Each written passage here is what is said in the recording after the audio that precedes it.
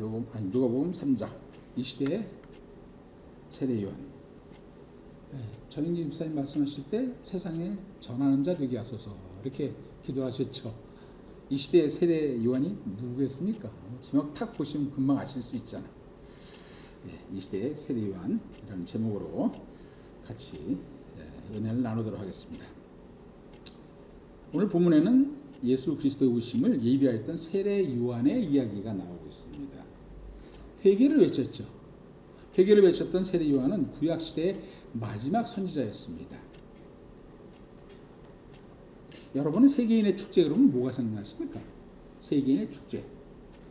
아마 올림픽이 세계에서 가장 큰 축제가 아닌가 저는 그렇게 생각합니다. 물론 이제 동계올림픽도 있어요. 근데 동계올림픽보다는 하계올림픽이 위상이 더 높은 것으로 모두가 다 그렇게 취급을 하고 있죠. 우리나라에서는 1988년도 서울올림픽이 열렸죠. 그때 참 너무 재밌었어요. 대단하고 세계 4위 대단하죠. 자, 이 올림픽에서 성화를 봉송하는 그 주자로 선택된 사람들은 개인에게는 아주 큰 영광일 겁니다. 각 대회마다 그 수조가 다른데 서울올림픽에서는 그 성화 봉송 주자가 1,400명이 좀 넘었다고 그래요. 상당히 많은 숫자죠. 그런데 그 주자들 가운데 마지막 주자에게 주어지는 영광이 가장 크지 않겠습니까? 왜 그럴까요? 마지막 주자는 올림픽 메인 스타디움에 그 성화대에 직접 불을 붙이기 때문입니다. 그래서 카메라 프레시를 상당히 많이 받죠.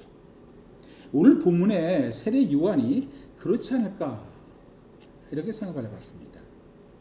하나님은 구약시대 때 많은 선지자들을 통해서 이 땅에 메시아를 보내겠다고 그렇게 약속을 하셨어요. 그리고 많은 선지자가 이 땅을 거쳤죠. 오늘 본문에 등장한 세례 요한은 그 예언된 메시아 예수 그리스도의 오심을 선포한 그 마지막 선지자요 마지막 주자였습니다. 그러한 세례 요한을 가리켜 예수님은 여자가 낳은 자 중에 가장 큰 자, 요한보다 큰 자가 없다 이렇게 말씀하셨죠. 이 세례 요한에게는 더할 나위 없이 큰 영광입니다. 자, 그렇게 세례 요한이 등장하는 오늘 본문 3장은 다음과 같이 세 개의 주제를 담고 있습니다. 첫 번째 단락은 세례 요한의 사역을 기록하고 있습니다. 그는 예수의 오시기를 예비하기 위해 회개의 세례를 그렇게 전파한 선구자였어요. 두 번째 단락은 21절과 22절입니다. 예수님께서 세례 요한으로부터 세례 받으시는 장면을 기록하고 있죠. 마지막 세 번째 단락은 23절부터 38절까지 예수님의 족보입니다. 오늘 우리 읽기도 상당히 좀 버거웠죠. 이름도 생소한데 위로는 이렇게. 자, 이와 같이 세 개의 주제를 가지고 본문을 한번 살펴보도록 하겠습니다. 지난 2장의 마지막 내용은 예수님의 12살 유년기 시절 이야기였어요. 그리고 그로부터 이제 18년이라는 세월이 흘렀습니다. 예수님께서 공생애를 시작하시는 그러한 출발점의 이야기가 바로 오늘 누가복음 3장에 해당이 됩니다. 자, 먼저 본문은 세례 요한의 사역에 대한 이야기로 시작합니다. 자, 그런데 첫 단락을 보면은 다른 복음서와는 달리 누가는 세례 요한의 사역을 설명하기에 앞서 당시 정치 지도자와 종교 지도자가 누구인지를 먼저 소개합니다. 이거는 예수 그리스도의 사건이 신화적이 아니라 역사적인 사실이라는 것을 드러내고자 하는 의사이자 역사자인 누가의 의도인 거예요. 이 사실은 이 예수 그리스도의 사건 또한 세례 요한이 등장하는 이 사건 이것들은 전부 다 역사적인 사건이라를 누가가 증거하는 것이죠. 강조하는 것입니다. 자, 여기 1절에 등장하는 디베르 황제는 가이사 아구스토에 이어서 로마의 두 번째 황제였습니다. 가이사 아구스토의 양자로서 AD 14년에 아구스토가 죽자 그 뒤를 이어서 왕위를 계승하게 되었죠. 그리고 이어서 등장하는 본디오 빌라도 우리가 너무도 잘 아는 인물이죠.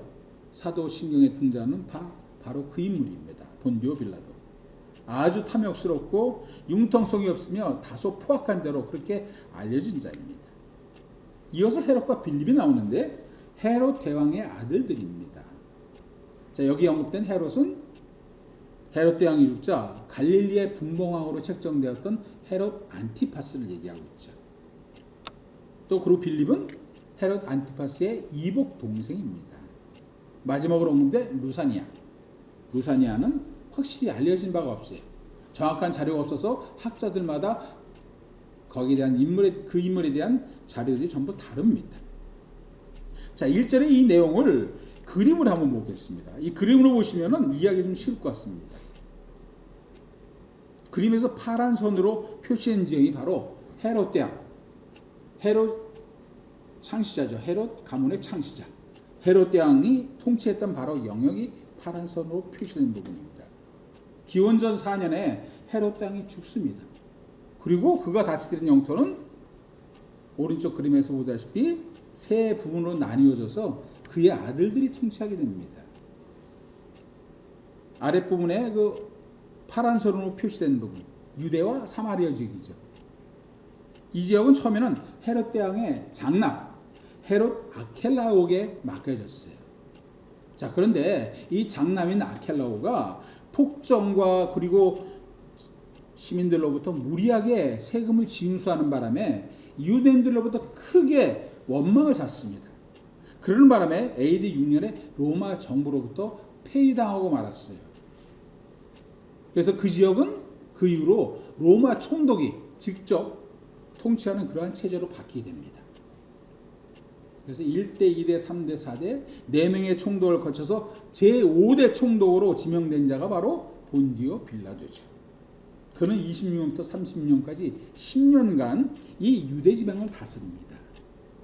예수님 시대에 다스렸던 자, 아주 연관이 깊은 우리 사도신경에 등장하는 본디오 빌라도. 그가 바로 10년간 유대 지방을 다스린 5대 총독에 해당이 됩니다. 자, 그리고 그림 중간에 보면 갈릴리와 베레지아 있죠. 여기는 헤롯 안티파스가 다스리죠. 그리고 그 위에 이두레와 드라고니 지방은 빌립이 다스리게 됩니다. 자, 정치 지도자에 의해서 누가는 이제 종교 지도자에 대해서도 언급합니다. 본문에 나오는 안나스와 가야바는 장인과 사위지간입니다. 장인 안나스는 대제장식을 맡은 지 9년 만에 로마 정부에 의해서 강제로 해임을 당합니다. 이게 로마 정부의 정치적인 그러한 목적에 따른 결과였어요. 정치적 목적에 따라 그는 해임됐습니다. 그렇게 안나스가 해임당한 후에 3년이 지나서 AD 18년에 가야바가 대제사장직에 오르게 됩니다. 그런데 본래 유대 율법상 대제사장직은 종신직입니다. 죽기 전에는 내려놓지를 않아요. 그런데 로마 정부에서 지금 해임을 당한 거잖아요. 따라서 유대인들은 비록 로마 정부에서 안나스가 해임을 당했을지언정 안나스를 계속해서 대제사장으로 인정한 겁니다. 자, 그런 사유로 해서 당시 유대 땅에는 안나사와 가야바 두 명의 대제사장이 공유하게 됐던 것이죠. 자, 세례요한의 사역은 이렇게 정치적으로 또 종교적으로 상당히 혼란한 배경 속에서 시작했어요.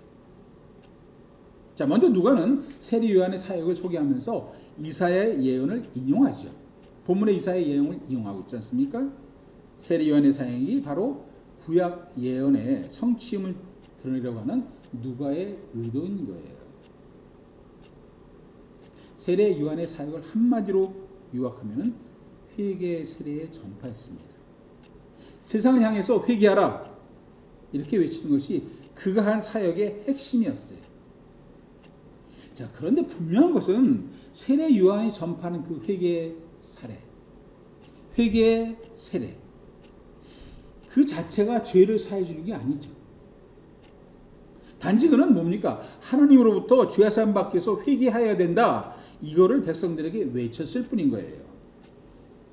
곧 세례 요한의 회개 세례는 죄를 사함 받기 위한 예비 단계에 있는 거죠. 자, 그렇다면 세례 요한이 외친 회개의 그 정의는 어떻게 됩니까? 회개의 정의가 무엇일까요? 이 원어로서 회개의 뜻은 마음을 고치다, 돌아가다, 이런 의미를 갖고 있습니다. 정확히 표현하자면 죄의 길에서 돌이켜 하나님께로 돌아가는 것, 죄의 길에서 돌이켜서 하나님께 돌아가는 것, 그것이 바로 회개입니다. 그거를 바로 회개로 얘기하고 있어요. 자, 그러면 죄에서 돌이킨다 그러는데 이 죄는 어떠한 뜻을 가지고 있는가? 죄가 뭔가? 죄라는 단어가 인간들이 지은 것인가? 죄는 무엇인가? 죄의 이 히브리어 원어는 하타트로 갑니다. 하타트. 뭐 굳이 외우실 필요는 없어요. 하타트. 근데 이 하타트라는 이 단어의 의미는 아주 의미심장합니다. 이 원어를 해석해 보면 하나님의 기준에서 벗어나다, 하나님의 뜻에서 벗어나다, 이런 뜻을 가지고 있습니다. 하타트, 죄란 게 하나님의 기준에서 벗어나다, 하나님의 뜻에서 벗어나다, 이런 것이 바로 하타트, 죄의 뜻이라는 거예요. 하나님의 말씀을 거스르면 그게 죄라는 겁니다. 죄의 정의가 그렇게 되어 있습니다. 하나님 뜻에서 벗어나는 것, 하나님의 기준에서 벗어나는 것. 자, 하나님께서는 항상 옳은 일을 하시죠. 맞습니까? 예, 하나님께서 항상 옳은 일을 하십니다. 틀린 말이 아닙니다. 자, 그런데 이 말에는 약간의 어폐가 있어요. 하나님께서는 항상 옳은 일을 하신다.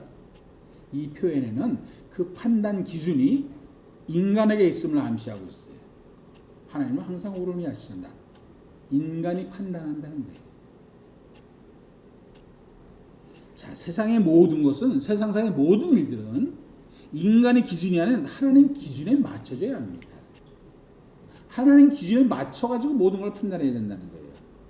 하나님께서는 옳은 일을 하신다. 그것보다 하나님께서 하시니까 옳은 겁니다. 하나님께서 하시는 일은 항상 옳은 거예요. 그게 더 정확합니다. 그게 맞는 거예요. 항상 인간 기준이 아니라 하나님 기준으로 내가 오는지 판단되어야 하는 것이죠. 자, 그렇게 옳고 그름의 판단 잣대가 되는 하나님의 기준에서 벗어나 죄를 범한 인간은 하나님과의 관계가 단절되어지고 말았어요. 그 단절된 하나님과의 관계를 회복시키기 위해서 인간이 해야 될 선결 조건이 뭡니까? 그게 바로 세례 요한이 외치는 회개인 거예요. 하나님께로 돌아가 자신의 죄를 뉘우치고 용서를 받아야 한다는 거죠. 그게 바로 회개입니다. 그게 선결 조건인 거예요.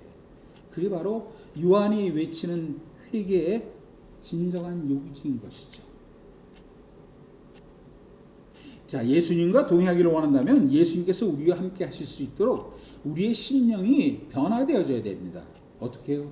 우리 자신이 깨끗해져야 되는 거예요. 교만과 거짓, 속임수, 온갖 불의, 이런 죄들을 가지고는 주님과 동행할 수가 없습니다. 불가능합니다. 주님께서 우리 안에 내주하실 수가 없어요. 자, 그렇다면 어떻게 해야지만 깨끗해질 수 있는가?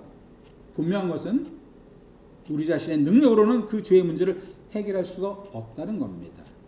인간의 노력으로 부단히 노력한다고 해서, 애쓴다고 해서 우리 죄가 없어지는 게 아닙니다. 주님 앞에 나아가 죄를 고백하고 용서를 구해야지만이 주님께로부터 죄사함을 받을 수 있는 겁니다. 그 길밖에는 다른 어떠한 방법도 없습니다. 그리고 난 후에야 주님과의 동행이 가능하다는 거예요. 자, 그렇게 하나님 앞으로 나아가서 죄를 고백하는 것, 그것이 세례 요한이 외친 회개의 요지인 겁니다. 자, 그런데 그렇게 회개함에 있어서 매우 중요한 한 가지가 있어요. 아주 중요한 게 있습니다. 그 회개가 진정한 회개인가 아닌가 하는 겁니다. 열 길 물속은 알아도 한 길 사람 속은 모른다는 말이 있죠. 상대가 마음속에 무엇을 품고 있는지 쉽게 할 수 없다는 거예요. 다 그거 인정하시죠? 제가 전에 다니는 회사의 그 사장님은 영업을 최고로 생각했어요. 다른 팀보다 영업팀이 최고라고 그랬어요. 왜요? 영업이 회사를 먹여 살린다는 그런 지론을 가지고 있었습니다. 뿐만 아니라 사람을 상대하는 영업사원이 다른 팀 직원들보다 훨씬 더 힘들게 일한다는 개념을 가지고 있는 분이었습니다. 그 이유가 무엇인가? 회사 상품을 설명할 때 상대방이 어떻게 생각하는지 잘 판단해서 그래서 상대를 공략해야지만 영업의 성과를 거둘 수 있지 않습니까? 그런데 상대가 무슨 생각을 하는지 어떻게 이걸 판단하고 있는지 그 생각을 알아내는다는 게 이게 쉬운 게 아니라는 거예요. 그렇기 때문에 영업사원들은 힘들게 일하고 또 그런 만큼 대우를 더 해줘야 된다고 그렇게 생각하는 게 바로 그 사장님의 지론이었어요. 일리가 있는 말씀이죠. 상대방이 뭘 생각하는지 모르면은 거기에 맞춰서 쉽게 뭔가를 할 수가 없는 거예요. 대응할 수가 없는 거죠. 그분 말씀대로 사람이 사람의 속을 헤아리기는 쉽지 않습니다. 그렇다면 하나님에게도 쉽지 않겠습니까? 자, 예수님께서 바리새인들을 책망하셨던 것처럼 외식하는 자인지 아닌지, 입으로만 하는 외식의 회개인지 아닌지 하나님의 눈을 속일 수는 없는 거예요. 절대 하나님 눈 못 속입니다. 입으로 회개했습니다. 그게 진정한 회개인지 아닌지 하나님은 다 알고 계시는 거죠. 그래서 8절에서 세례요한은 말합니다. 그러므로 회개에 합당한 열매를 맺고, 회개하기 전이나 회개한 후나 아무런 변화 없이 똑같은 삶을 살다면 그 회개는 참다운 회개라고 말할 수가 없는 거예요. 사람이 변했다면 변한 만큼 그 모습이 겉으로 드러나야 한다는 것이죠. 즉 회개가 삶의 변화로 이루어져야 된다는 거예요. 그렇지 않으면 그건 참다운 회개라고 말할 수가 없다는 겁니다. 유대인들은 선민의식이 상당히 강했습니다. 아브라함의 후손이면서 자신들이 할례받은 자들이라 해서 하나님의 구원을 보장받았다는 그런 착각에 젖어 있는 사람들이었어요. 자, 그러나 하나님께서 인정하실 만한 진정한 회개가 없다면은 그런 외적인 요소는 아무런 의미가 없는 겁니다. 아브라함의 자손이라고 해서 다 구원받는 게 아니라는 거예요. 세례 요한은 합당한 열매를 맺을 만큼의 진실한 회개가 있어야지만 된다. 이러한 점을 지금 강조하고 있는 것이죠. 자, 이에 따라 세례 요한은 그 본문에 보면은 회개에 합당한 열매들이 무엇인지 무리 그리고 세리들 군인들에게 예를 들어서 설명해 주고 있습니다. 너희들 이렇게 하면 돼. 설명하고 있죠. 자, 그런데 요한이 제시한 그 예들을 보면 사람들이 살아가면서 삶 속에서 실천해야 될 덕목들임을 알 수 있어요. 뭡니까? 어려운 이웃을 도와줘라. 부당한 이익을 취하지 말라. 남의 것을 빼앗지 말라. 지금 이해하고 있죠. 자, 일반적으로 우리가 생각해 볼 수 있는 상식선에서 벗어난 일들이 아닙니다. 지키기 어려운 게 아니에요. 그렇다고 실천 불가능한 것들이 아닙니다. 세례 요한이 얘기하는 게 충분히 할 수 있는 것을 지금 제시하고 있어요. 단지 문제는 뭐냐? 누구나 알고 있는 그러한 평범한 도덕적인 덕목들을 지키느냐 안 지키느냐 그 차이인 겁니다. 거기에 문제가 있는 거예요. 하나님 말씀을 지식적으로 아무리 많이 알고 있다 한들 그게 삶에 적용지대 않다면 무슨 의미가 있습니까? 하나님 말씀을 지켜줘야지만이 의미가 있는 거예요. 하나님 말씀대로 사는 삶이 진정한 의미 있는 삶인 겁니다. 진정한 회개가 합당한 열매를 맺을 수 있는 것이죠. 자, 이렇게 회개를 외치는 세례 요한은 사람들 사이에 점점 더 부각되기 시작했어요. 많은 이들이 세례 요한 주위에 몰려듭니다. 또 세례 요한이 하는 그 설교를 들어보면은 종말의 의미도 가미되어 있어요. 그 설교 가운데. 그러다 보니 혹시 저 사람이 메시아인가? 유대인들이 오해를 하기 시작한 거예요. 그들은 그 당시 약속된 메시아를 기다리고 있었죠. 근데 세례 요한을 보다 보니 저게 메시아 아닌가? 이런 생각을 하게 됐어요. 그러나 세례 요한은 단호하게 사람들에게 외칩니다. 나보다 능력이 많으신 이가 곧 오실 것이다. 나보다 능력 많은 이가 곧 오실 것이다. 자, 세례 요한은 단지 예수님의 오심을 예고하는 자일 뿐입니다. 세례 요한은 회개하고 심판을 면하라고 세상에 외치는 자예요. 그뿐입니다. 그러나 예수님은 실제로 세상을 심판하실 분입니다. 세례 요한은 구원을 얻으라고 그렇게 설교하지만 예수님은 구원을 베푸실 당사자인 거예요. 17절이 그것을 말하고 있지 않습니까? 17절이요. 17절 한번 보시기 바랍니다. 그분은 손에 키를 들고 자기의 타작마당을 정하게 하사 알곡은 모아 곳간에 들이고 쭉종이는 꺼지지 않는 불에 태우시리라. 바로 구원과 심판을 행하실 예수 그리스도를 지금 말하고 있는 겁니다. 자, 이렇게 백성들의 회개를 외치는 세례 요한은 헤롯 안티파스에서 처형을 당하고 맙니다. 누가복음에는 그 사건을 자세히 다루고 있지 않지만 마태복음과 마가복음에서는 비교적 소상히 그 사건을 다루고 있죠. 헤롯 안티파스 이자는 이복 동생 빌립의 아내 헤로디아를 취했습니다. 아주 부도덕하고 당시 유대에서도 유대 전통으로도 도저히 용납이 안 되는 그러한 사건을 벌인 거예요. 그러한 일을 한 겁니다.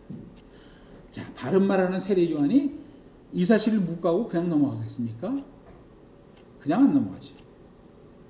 이 사건과 또 지금 성경에서 자세히 기록되어 있지 않지만 그 외 여러 악한 일이라고 말합니다. 이러한 여러 악한 일로 인해서 세례 요한은 헤롯 왕에게 책망을 했어요. 당신 잘못됐어. 완전히 책망한 거죠. 선지자가 할 일이죠, 당연히. 자, 그런데 명색이 왕인데 헤롯이 가만히 있겠습니까? 헤롯은 세례 요한을 옥에 가두고 결국에는 참수형을 시키고 말았습니다. 그렇게 함으로 세례 요한의 사역은 순교로서 끝을 맺게 되죠. 여기까지가 첫 번째 단락입니다. 세례 요한의 사역에 대한 이야기였어요. 이어지는 21절과 22절은 예수님께서 요한에게 세례를 받으시는 장면에 대한 기록이 나옵니다. 시간적으로 볼 때는 세례 요한이 감옥에 갇히기 훨씬 그 이전입니다. 자, 이 사건은 사복음서에 다 기록이 되어 있어요. 예수께서 공생애를 시작하시는 바로 첫 단계에 해당합니다.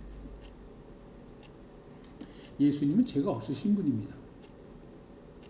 성자 하나님이세요. 세례 받으실 이유가 전혀 없습니다. 그런데도 예수님은 세례를 받으셨어요. 그 이유가 뭡니까? 인간이기 때문에. 인간으로 이 땅에 오셨기 때문입니다. 여러분, 눈높이 교육이라는 거 잘 아시잖아요. 그죠? 눈높이 교육. 아이들이 생각하는 그 수준에 맞춰서 교육한다는 그런 말입니다. 그래야 효과가 있는 것이죠. 마찬가지입니다. 예수님은 인간의 수준에 맞춰서 인간과 똑같은 입장이 되기 위해서 그래서 세례를 받으신 거예요. 여기 누가복음과 병인들은 마태복음 3장 15절을 보면 예수님께서 왜 세례를 받으셔야 했는지 그 이유를 잘 말해주고 있습니다. 마태복음 3장 15절입니다. 예수께서 대답하여 이르시되 이제 허락하라. 우리가 이와 같이 하여 모든 의를 이루는 것이 합당하니라. 모든 의를 이루는 것이 합당하니라 하시니 이에 요한이 허락하는지라. 예수님께서 세례 요한의 만류에도 불구하고 세례를 받으신 이유는 하나님의 의를 이루시기 위함입니다. 하나님의 의를 이루기 위해서. 하나님은 인류를 대속하기 위해서, 인류의 죄를 없애고 인류의 죄를 대속하기 위해서 예수님의 가장 낮은 인간의 자리에까지 낮추셨어요. 인간의 몸에서 태어나게 하시고 또 인간과 똑같은 성장 과정을 겪게 하시고 그렇게 세상의 삶을 살도록 하셨어요. 그리고 이제 때가 되었습니다. 죄인된 인간들이 회개의 세례를 받는 것처럼 인간 예수님도 똑같이 세례를 받게 하신 겁니다. 그것이 바로 하나님의 계획이고 하나님의 뜻이고 하나님의 의인 거예요. 그렇게 의를 이룸으로 해서 예수님 모든 인류의 죄를 짊어질 수 있을 뿐만 아니라 또 구속의 역사를 완성하실 수가 있는 것이죠. 그게 바로 하나님의 의를 이루는 겁니다. 그래서 세례 받으신 거예요. 자, 그런데 22절을 보면 예수님께서 세례 받으신 그곳에 성령님이 강림하십니다. 하늘로부터 소리가 또 납니다. 이것은 앞으로 예수님께서 공생의 기간 동안 성령님께서 예수님의 사역을 도와서 같이 일하실 것을 예고하고 있는 겁니다. 예수님을 도우신다는 거예요. 그리고 또한 무슨 소리가 나옵니까? 너는 내 사랑하는 아들이라. 이렇게 말씀하시는 것은 하나님께서 이제 예수님의 그 사역, 공생의 사역을 인정하시는 겁니다. 그리고 이제 독생자 내 아들 예수가 공생의 사역을 시작한다. 이걸 선포하시는 거예요. 하나님께서. 예수 그리스도께서 새로 받은 이 자리가 보세요. 삼위일체 하나님, 성부 하나님, 성자 하나님, 그리고 성령 하나님 세 분이 한 자리에 계시는 자리입니다. 이 자리가 그런 자리입니다. 자, 이렇게 세례를 받으심으로 이제 다음에 나오는 4장부터 예수님의 공생애가 정식으로 시작될 겁니다. 자, 그런데 공생에 앞서 누가는 오늘 본문 세 번째 단락에서 먼저 예수님의 족보를 소개하고 있어요. 어떤 사람이 일을 시작하기 전에 이 사람이 누군가 먼저 소개하잖아요. 똑같은 겁니다. 예수님의 공생의 시작 전에 예수님이 어떤 분인지 그 족보를 지금 설명하고 있어요. 예수님의 족보는 마태와 마가 두 복음서만 기록되어 있는데 기록상에 좀 차이가 있습니다. 누가복음에 나온 족보는 마리아를 염두에 두고 시작했습니다. 그래서 목의 중심으로 기록이 되어 있어요. 근데 반면 마태는 북의 중심으로 기록합니다. 마태는 유대인이죠. 그러다 보니 예수님이 아브라함과 다윗의 자손이라는 그 유대 혈통을 중요시합니다. 그리고 왕으로 왔다는 그 왕의 정통성을 강조하고 있어요. 자, 그런데 누가는 다르죠. 누가는 유대인뿐만 아니라 온 인류를 구원하시기 위해서 오신 메시아 예수 그리스도를 강조하고 있어요.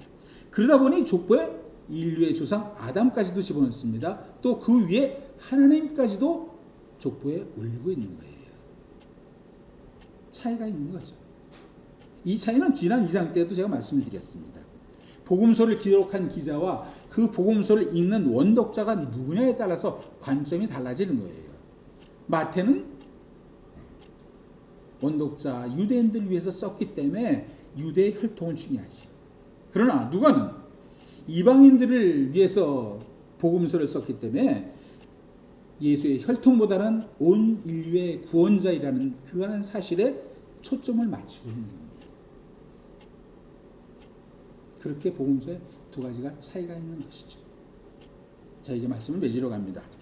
자, 오늘 본문에서 살펴봤다시피 세례 요한은 회개의 세례를 통해서 사람들로 하여금 하나님께 나아갈 수 있도록 예수 그리스도의 길을 예비하였어요. 그런 세례 요한은 회개의 세례 사역을 감당했던 구약시대의 마지막 선지자였습니다. 마지막 주자였죠. 그리고 그의 사역이 끝나고 이제 누가 옵니까? 요한이 외쳤던 당사자 예수 그리스도께서 일하심으로 신약 시대가 이제는 시작됩니다. 그렇게 세례 요한은 구약 시대와 신약 시대를 연결시키는 과도기적인 인물이었어요. 우리를 생각해 보시죠. 우리가 살아가고 있는 지금 이 시대는 다시 오실 예수 그리스도를 기다리며 살아가는 그러한 시대입니다. 구약 시대 때 주의 백성들이 메시아 오기를 간절히 고대하면서 이 어둠의 땅에서 그분의 고통에서 건져실 그분의 오심을 기다렸던 것처럼 지금 이 시대는 이 어둠의 땅, 이 죄악이 가득한 땅에 다시 오실 빛 대신 예수 그리스도를 소망하고 살아가는 시대입니다. 세례 요한이 구약과 신약을 연결시켰던 과도기적인 인물이었던 것처럼 우리는 예수 그리스도의 초림과 재림을 연결시키는 선상에 있는 하나님의 백성들입니다. 자, 세례 요한은 하나님의 명에 따라 주님의 초림을 예비했던 자예요. 이제 하나님은 이 마지막 시대를 살아가는 우리에게도 예수 그리스도의 오심을 예비하는 그러한 사명을 주셨어요. 어떤 사명이요? 바로 예수 그리스도의 재림을 준비하는 사명입니다. 자, 2000년 유대 광야에서 회개하라 천국이 가까이 왔느니라 외쳤던 세례 요한처럼 하나님은 우리가 이 시대의 선구자가 되기를 원하십니다. 우리는 하나님께서 세우신 하나의 이정표입니다. 이정표 잘 아시죠? 어디로 가야 될지 길을 가리키는 이정표, 사인.